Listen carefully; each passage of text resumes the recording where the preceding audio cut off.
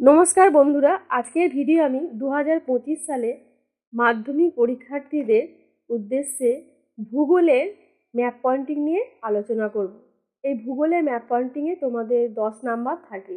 এই 10 নাম্বার তোমরা খুব সহজেই পেতে পারো যদি বারবার করে ম্যাপটাকে বাড়িতে রিভাইজ করতে থাকো। আমি আজকের ভিডিওয়ে কতগুলো জিনিস আলোচনা করে দেব, যেগুলোর ওপরে তোমরা ম্যাপ পয়েন্টিং প্র্যাকটিস করলে মাধ্যমিক পরীক্ষার ক্ষেত্রে আমি আশা করছি তোমরা অনেকটাই কমন পাবে। আর এই মাধ্যমিক পরীক্ষার ক্ষেত্রে ম্যাপ পয়েন্টিং তোমরা করবে পেন্সিলে, কারণ পেন্সিলে তোমরা যদি করো তোমাদের ম্যাপটা ভুল হলেও তোমরা বারবার সেটাকে মুছে নিতে পারবে, পেন দিয়ে করলে সেটা হবে না। আর ম্যাপ পয়েন্টিং করা মানে তোমরা ম্যাপে যে জিনিসটা বলবে, যে কোনো একটা সিম্বল ইউজ করবে যে কোনো জিনিসের জন্য। ধরো যদি মনে করো কোনো নদী দেখায়, নদীর একটা তোমরা সিম্বল ইউজ করলে সেই সিম্বলটা কিন্তু কোনো জায়গা, পর্বত, পাহাড় যাই দেখাক না কিন্তু তার ক্ষেত্রে কিন্তু ওটা আর ইউজ করবে না। মানে একটা বিষয়ের জন্য একটাই সিম্বল ইউজ করবে। আর নিচের দিকে একটা ইন্ডেক্স বলে ম্যাপের পাশে লিখবে, ইন্ডেক্স বা প্রতীক চিহ্ন।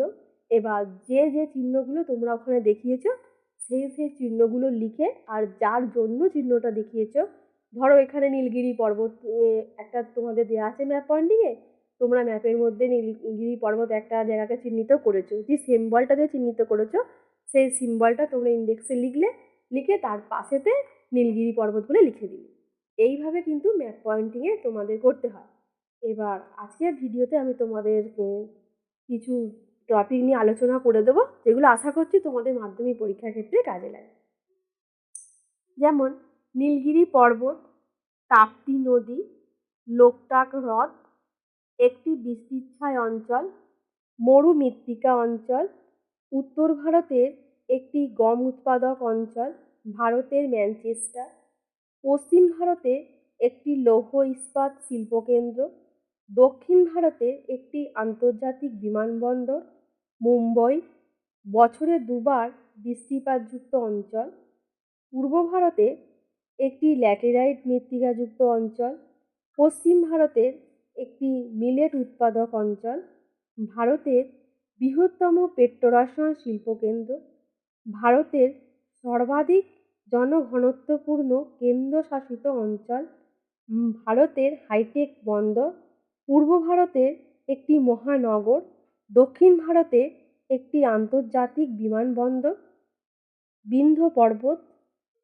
মহানন্দা নদী, একটি ম্যানগ্রোভ অরণ্য অঞ্চল, একটি মরুমৃত্তিকা অঞ্চল, উত্তর ভারতে একটি ইক্ষু উৎপাদক অঞ্চল, পূর্ব ভারতে একটি ভারী ইঞ্জিনিয়ারিং শিল্পকেন্দ্র, বিশাখাপত্তনম বন্দর, পশ্চিম ভারতে একটি মহানগর। আমি আশা করছি আজকে যে সমস্ত টপিকের উপর তোমাদেরকে বললাম তোমরা এগুলো থেকে কমন পাবে। এছাড়াও আমি তোমাদের নেক্সট ভিডিওতে আরও কিছু ম্যাপ পয়েন্টিংয়ের বিষয় নিয়ে আলোচনা করে দেব। তোমরা এইগুলো বাড়িতে এখন থেকে ভালো করে প্র্যাকটিস করতে থাকো।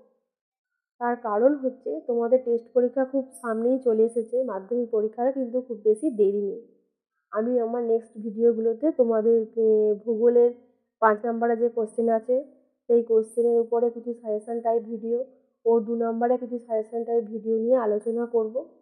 আশা করছি তোমরা এই ভিডিও দেখবে, আর তোমরা অবশ্যই আমার পাশে থাকবে। যারা আমার চ্যানেলে নতুন তারা যেন চ্যানেলটা সাবস্ক্রাইব করতে ভুলো না, কারণ আমার চ্যানেলটা সাবস্ক্রাইব করা থাকলে আমি ভিডিও আপলোড করার সঙ্গে সঙ্গে তোমাদের কাছে নোটিফিকেশান চলে যাবে, তোমরা সহজেই ভিডিওটা দেখতে পাবে।